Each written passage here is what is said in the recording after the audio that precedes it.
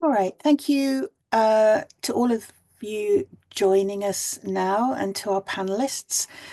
We are recording this, just so you know, for some people who aren't able to join today and asked to do so, but I just want to make you aware that's happening.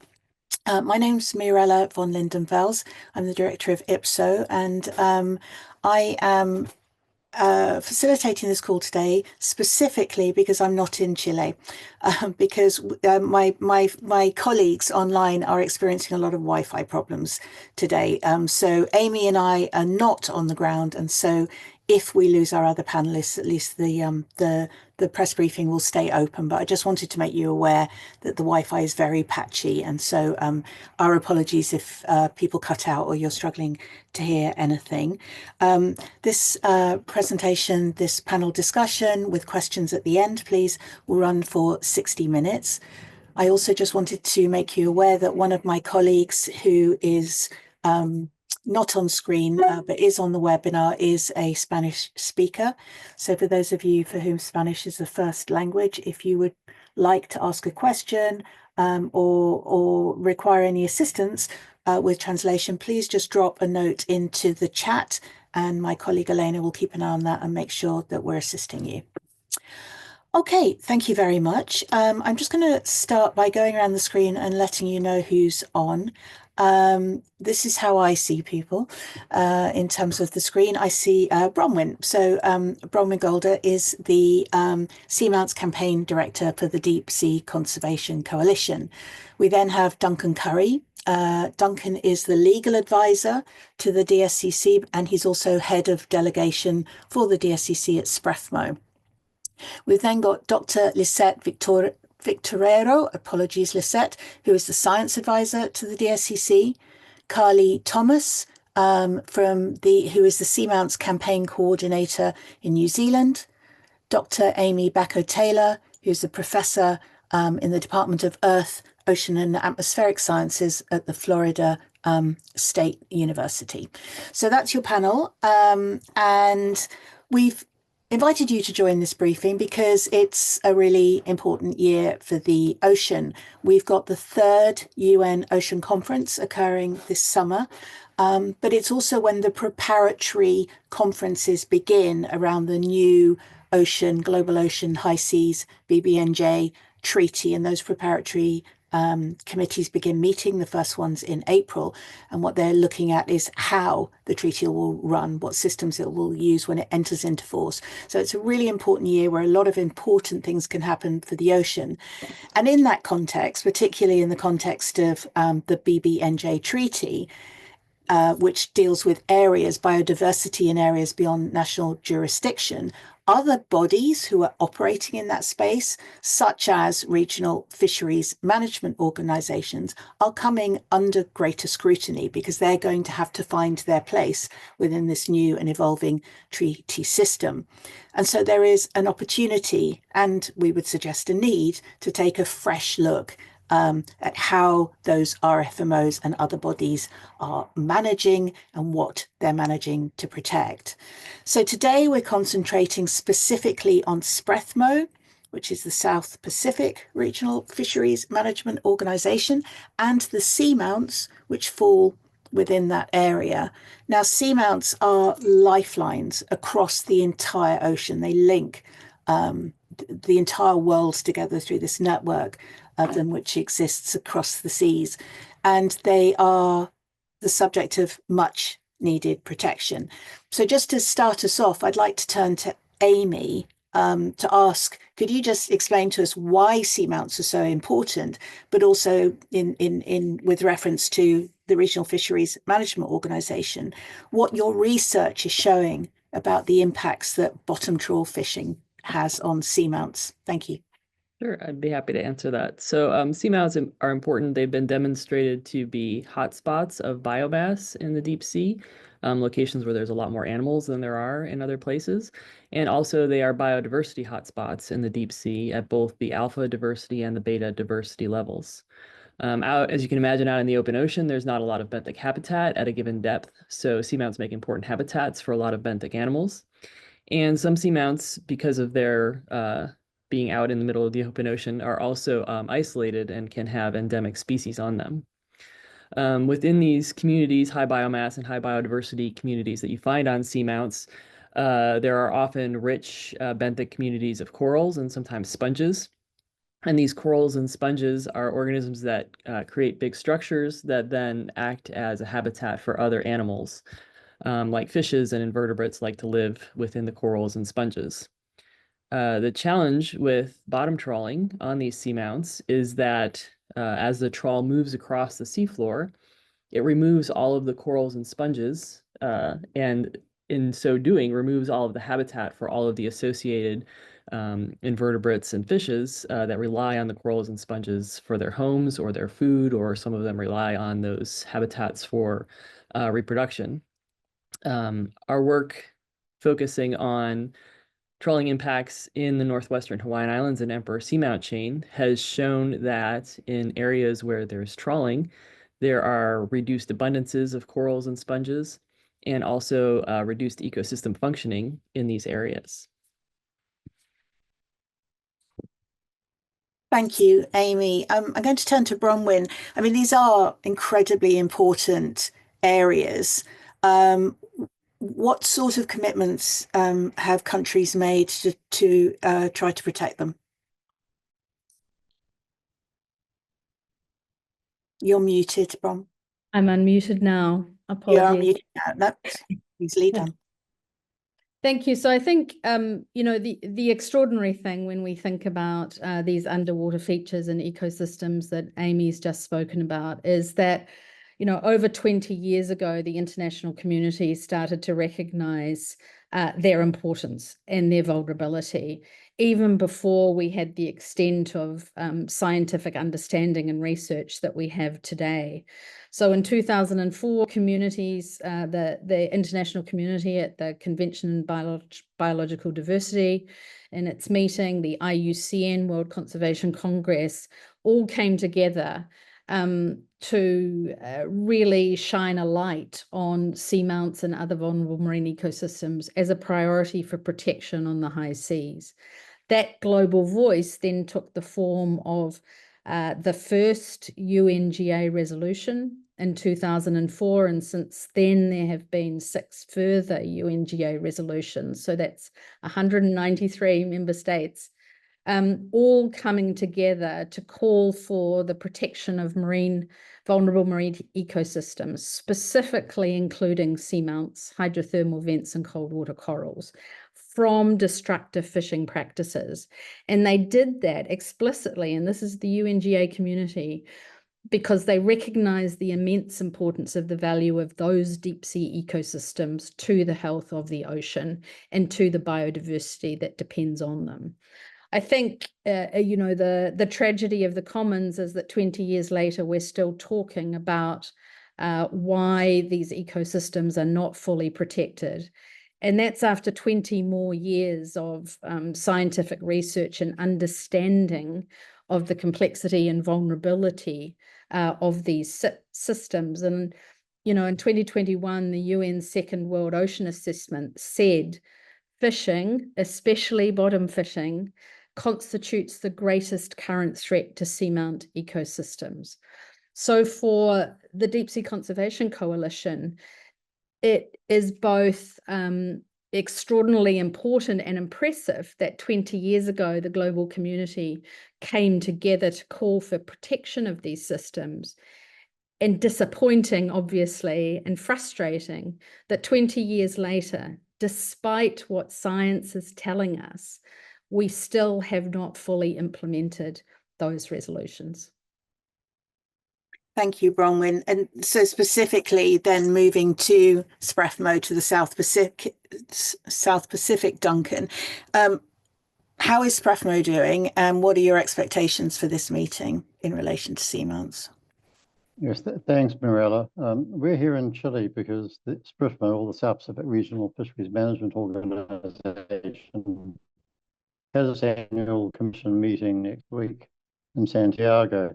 The SPRFMO has the responsibility of managing bottom fisheries as well as preserving biodiversity, applying the precautionary principle and the ecosystem approach while it does that.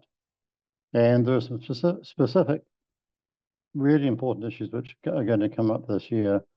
First and foremost is the necessity to fully what's called a measure or agreement was reached in 2023, which has not yet been implemented because New Zealand has effectively blocked its implementation. And that requires that biodiversity be protected and VMEs in particular, vulnerable marine ecosystems, be protected. And because New Zealand has effectively blocked it, it has not yet entered into force in the way it should have been entered into force. So the first thing that we're calling for is for countries to ensure that this measure, which is the bottom fishing measure, is actually fully implemented and entered into force this year in fully the way it was meant to do so. The second thing which needs to be done is that all VMEs, including seamounts, as required by the UN resolutions starting in 2006, are added to a list and closed to bottom fishing. That is really important, and it's the first thing that was really called for way back in 2006, and yet hasn't been done. This was a provision to do so, which was agreed again in 2023, but as yet it's still empty. There's not a single VME which has been listed on this list, and that should be done.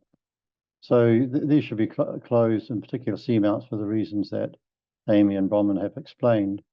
Another thing which needs to happen is that many of you will know about the BBNJ treaty, which was agreed in New York in 2023.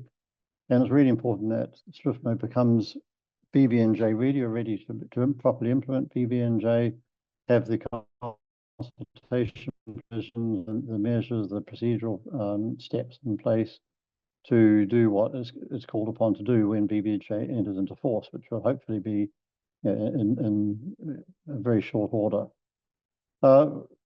Also important is to protect the climate. So some important measures and decisions have been passed recently to protect the climate, and some real effort has to go into doing that. Things like reviewing measures to ensure that they're taking account of climate change, that steps are taken to mitigate the effects of climate, and most importantly, there is a specific measure on the table promoted by Chile to protect what is known as the Nazca and Sally-Gomez ridges. And these are undersea mountains, ridges that go out from Chile into the South Pacific Ocean towards the Easter Island area. And Chile has been prioritizing the protection of those, and there's a really important meeting in the weekend to progress this. And so we're also calling for states to get behind this measure to protect the Nazca and Sally-Gomez ridges. There are some other important things, such as make sure that VME bycatch is properly reported when it's brought up from being caught in nets and so on. So we really expect SPRFMO to step up to the plate this time and address these incredibly important and urgent needs to protect VMEs. So thank you, Mariella. Thank you, Duncan. And Duncan mentioned what we expect states to do, because ultimately RFMOs, the decisions that get made are made by states. So Bron, could you just let us know who the major players are in the SPRFMO area?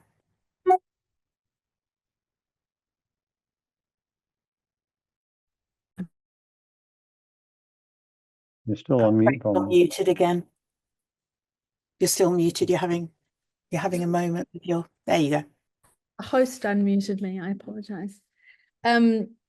So SPRFMO reaches, just to say geographically, it reaches from the Western Pacific all the way across to the Eastern. I think it's probably one of the largest regulatory areas of regional fisheries management organizations. And so within the embrace of SPRFMO are Australia and New Zealand to the west, and Chile and Peru to the east. And of course, we have other distant water fleets participating in the fishery here in the region, including Korea, including the United States, but also Pacific Island states that are members include the Cook Islands and Vanuatu.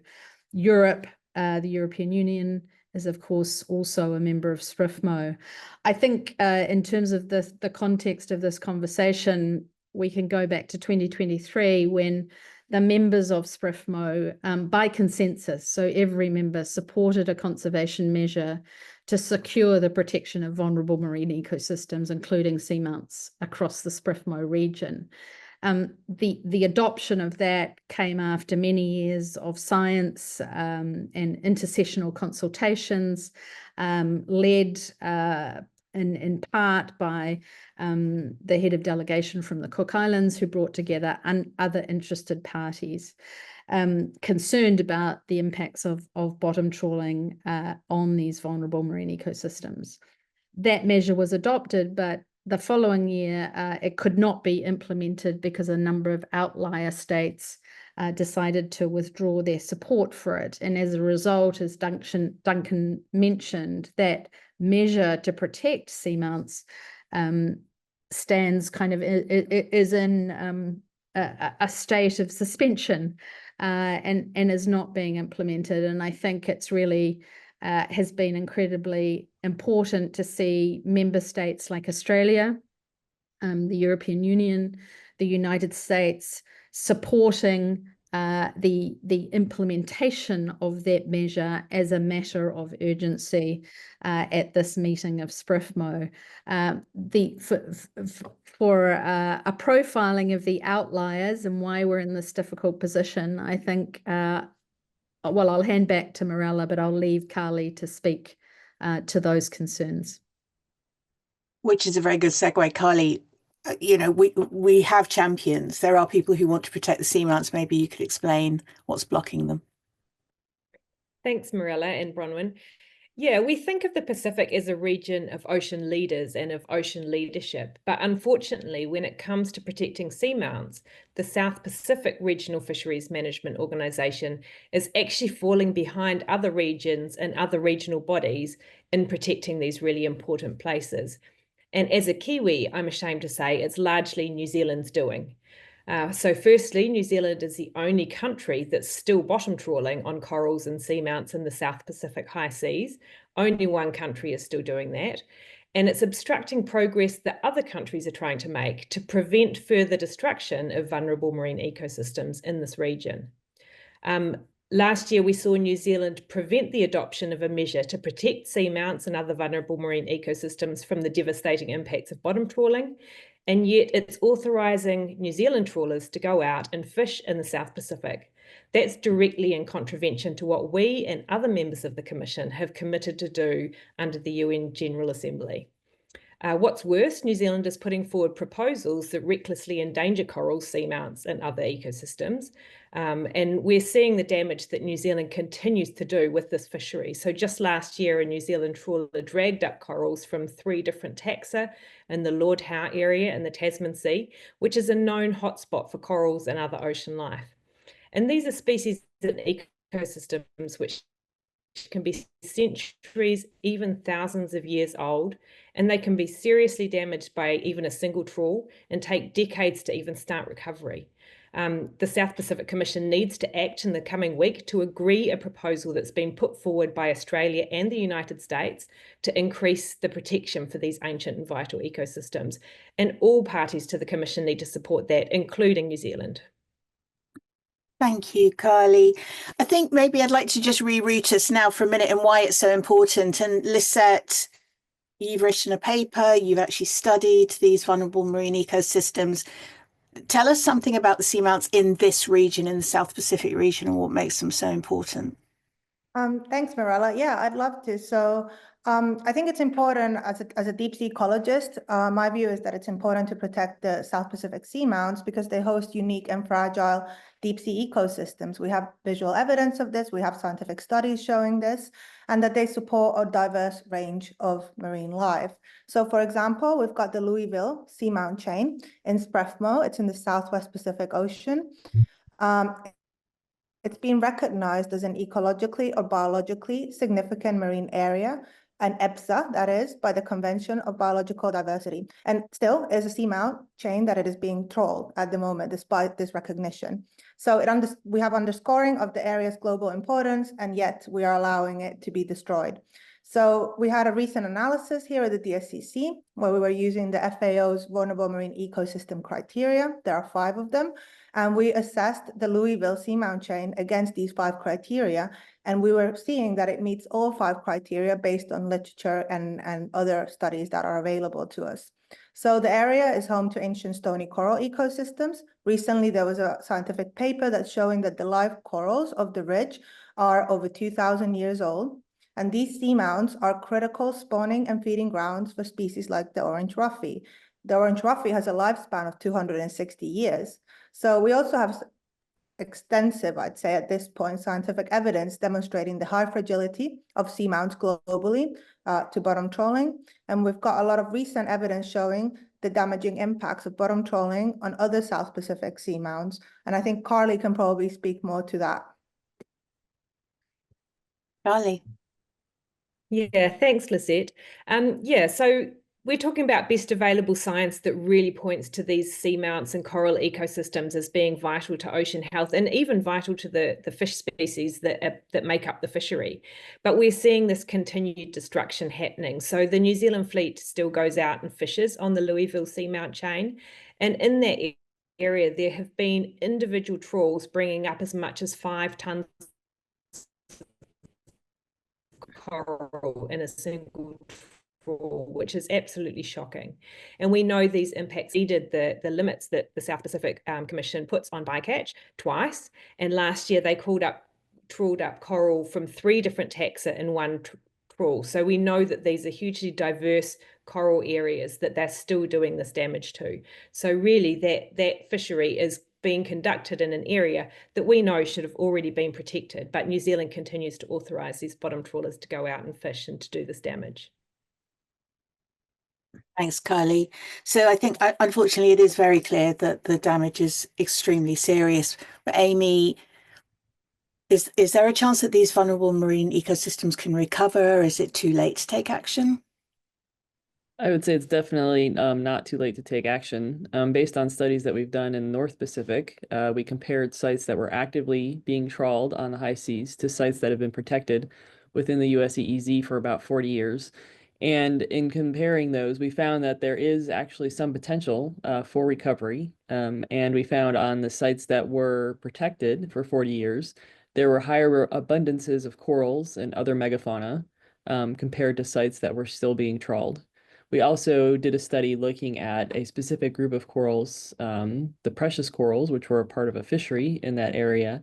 And we found that on some specific sites that were protected, there was some recovery of those corals as well. But it's really clear from this work also that recovery definitely takes many decades, and it requires complete protection of those seamounts for recovery to happen. And so the much better option is to not trawl them to begin with, or stop trawling from going any further, so that we don't have to worry about their recovery periods. But we do know that they can have some potential for recovery, the ones that have been impacted.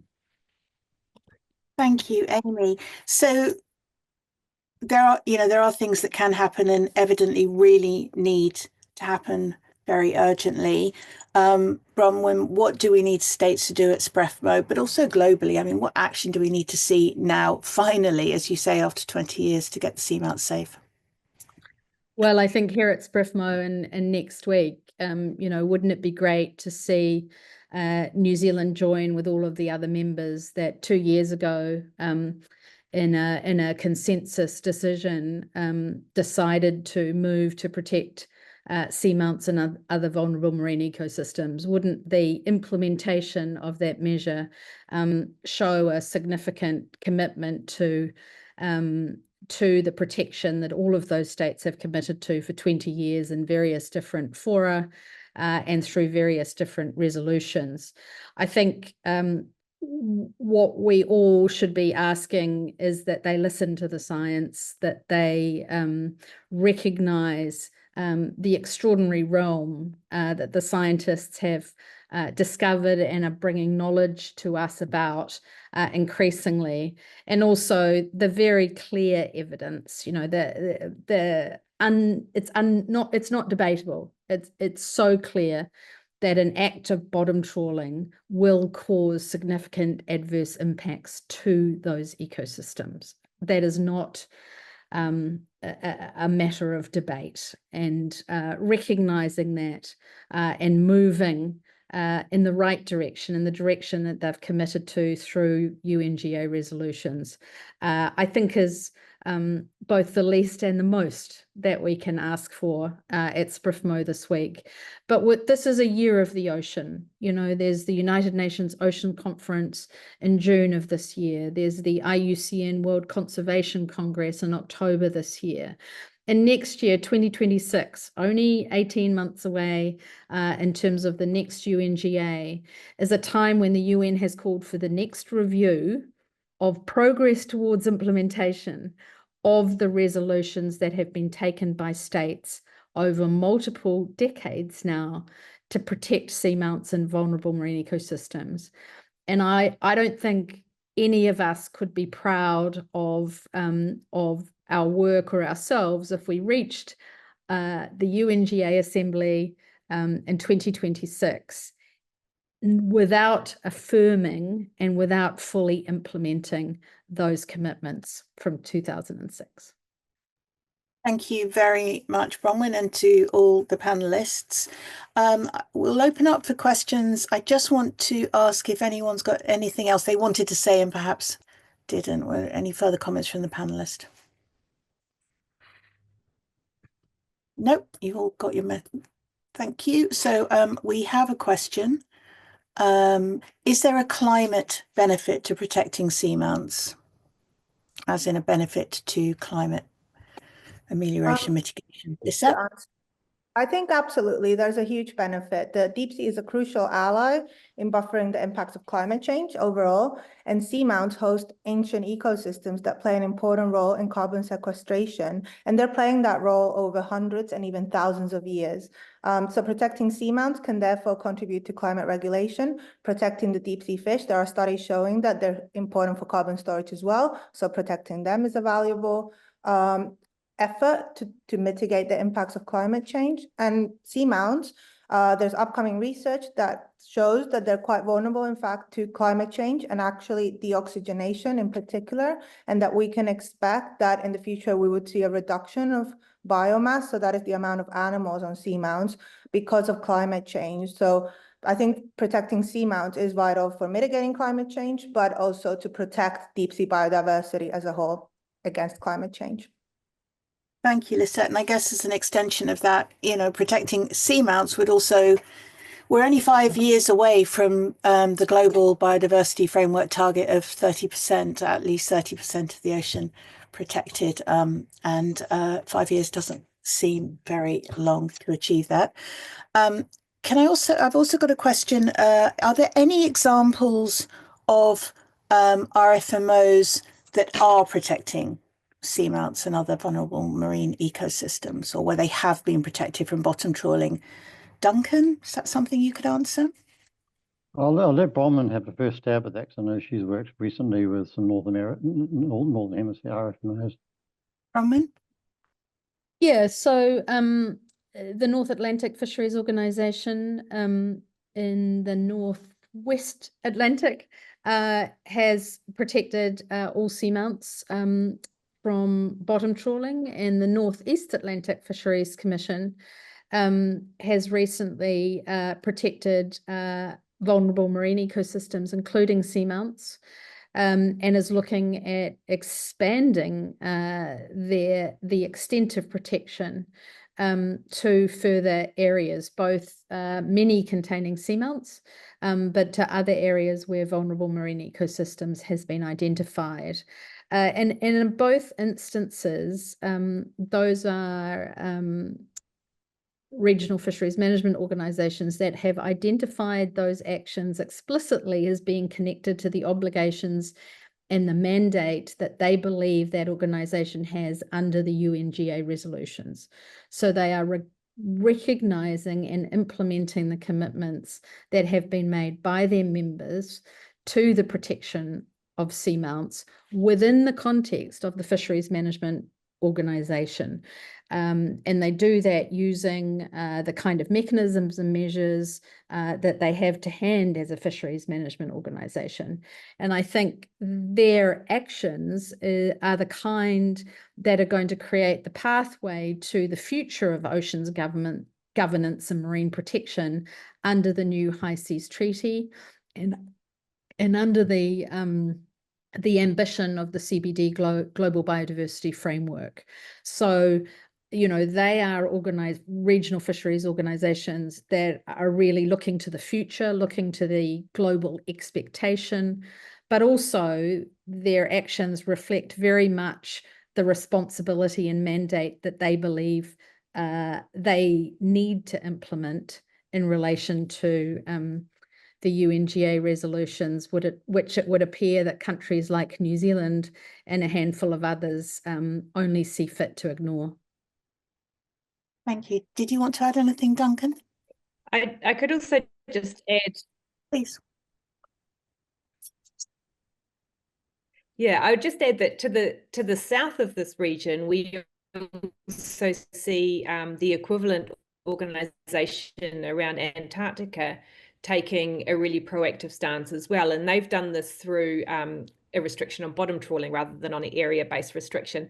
So there are different ways to approach this, but the one thing that can't be avoided is the known and scientifically proven and documented and demonstrated impact that bottom trawling has on seamounts and corals. So that's the inescapable part of it. And I think there've been really good measures, both by protecting the seamounts and the vulnerable marine ecosystems, by restricting that damaging fishing method to put this protection in place. And we really are seeing so few countries that are still putting these ecosystems at threat. So in the South Pacific, it's only New Zealand doing this. And there's also only one country fishing in this way in the North Pacific high seas. So we're really very close to achieving this. And we just need to overcome these obstacles and put this protection in place. And we do have a clock ticking, and 20 years should be well long enough to achieve this. Thank Yeah, you. I'll just say, Mirella, that I think apart from the work that Camelot's been doing and the Northern Hemisphere RFMOs that Bronwyn pointed out, I think we have to go back to what the UN General Assembly resolutions require, and they really are pretty simple and straightforward. You know, carry out an impact assessments before you go fishing. Close VMEs when VMEs are likely to occur or known to occur. Put into place and what's called an encounter rule, so that if you do hit VMEs and you bring up VMEs in your net, then you stop fishing and close the area around it. These are really clear instructions which have been out there for what, close to 18 years now. And it is way past time that the South Pacific RFMO simply said, okay, we're going to follow these UNGA requirements. We're going to follow what the other RFMOs such as NAPO have done and protect these VMEs. And that's really purely and simply what we're calling for. It's not complicated. Thank you. Lisette? I just kind of wanted to use this opportunity to actually speak about Chile, which has closed all its seamounts in its national waters to bottom trawling already a decade ago. And it became the first country in the world to do so. And after they closed it, there's been an array of cruises, so many cruises going out and finding an amazing wealth of discoveries over the past 10 years. So basically they protected them first under the precautionary approach, just to be sure, play it safe. And now there's all this amazing science that's coming out showing amazing ecosystems on these seamounts. So I think that's a great example of ocean leadership. Thank you. And it leads on nicely actually to the next question, which is, what do we know about the life that seamounts support? And how does the biodiversity of a seamount compare to ecosystems on land? Amy, can I go to you first with that one? Sure, thanks, Marilla. Yeah, so seamounts host a really rich diversity of animals. They have what we call really high alpha diversity, and they also have really high beta diversity. And some of that is derived from the extremely high habitat heterogeneity on seamounts. So that means that there are a lot of different patches of different types of habitats on seamounts. We get areas where there's hard substrate, areas where there's soft substrate, areas where there's steep slopes, areas where it's flat, areas where there's super strong currents, and then a whole mix of all those different factors. So this leads to a lot of different niches. So you get a larger diversity or variety of animals, some, like each one of those different little niches. And then on top of that, in many areas of the hard substrates on seamounts, you have organisms that form structures like corals and sponges. So besides all of these niches that are created by the seamount ecosystem, the seamount sort of abiotic side of the seamount, you have these complex three-dimensional structures that the corals and sponge add, which adds more habitat, which creates more space for more diversity. And so what that means is that as you move from one spot on a seamount to the next spot, you're not going to find continuously the same community of animals, the same group of animals as you move around the seamount, for example. You're going to find a group of animals that likes this little area, and then you're going to find a different group of animals that likes that little area, and then another different group of animals that likes that other area, and you add up all of those different little groups of animals, and that's how you get these really high levels of diversity on these seamounts. And this is been found to be true from all of our studies on seamounts all over the world, and the examples that were just being mentioned in Chile, where they discovered over, I think on the most recent cruises, something like 150 new species. And every time we go out to a seamount, even seamounts in areas that we've been studying for, decades or more, we still find new species on every single research cruise. Thank you. And that's extraordinary biodiversity. I believe that is also one of the main reasons why they're so important in the wider ecosystem. I mean, I remember listening to one of my scientific colleagues describing them as rest stops, like motorway rest stops, because all sorts of species stop there to rest, to feed, to raise their young. Lisette, is that, how we describe them as lifelines? Can you just expand on that a bit? Yeah, I absolutely agree that they are lifelines and can really co-sign everything that Amy said. And I just wanted to basically also speak to that these recent discoveries, as we look more and we learn more about their function, we're seeing that they're also becoming increasingly often hatcheries for octopuses, for skates, and so on. So when we're going back to the place we visited the other side of the seamount. Now we go to a new area on that seamount. We're seeing basically low temperature venting on the seamounts, and then we're seeing lots of millions and millions of eggs of different species. So we're also finding that they're really important for the function of certain species. Thank you. I'm just Can I just add that? Please go ahead. No, please do. No, I thought someone wanted. Okay. I'm just Ignacio raised his hand. So Ignacio, I've just enabled you to speak if you wanted to ask your question. Oh, it was a mistake. I will remove you then, but thank you for joining us. Who else wanted to, did anyone else want to speak to that last question? Carly, it was you. Apologies. Go ahead. No problem. Yeah, I was just going to add something that's it's somewhat ironic, really, for the fishing industry that keeps trawling on these seamounts, is that what we're finding in New Zealand waters is that in some areas, the only place the orange roughy itself is still creating spawning aggregations, which is their key reproductive strategy, is on the seamounts that have been protected from trawling.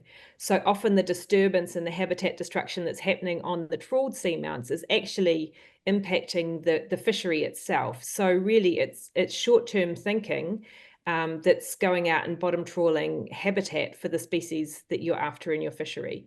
And you can't afford short-term thinking when you're fishing a species which can live for more than 200 years and which relies on habitats with species that can live for hundreds of years or even millennia. Thanks, Carly. Okay, do we have any further questions? Just looking at the chat. No. All right. So just checking. Good. All right. Thank you so much to all the panelists and for fighting dodgy Wi-Fi.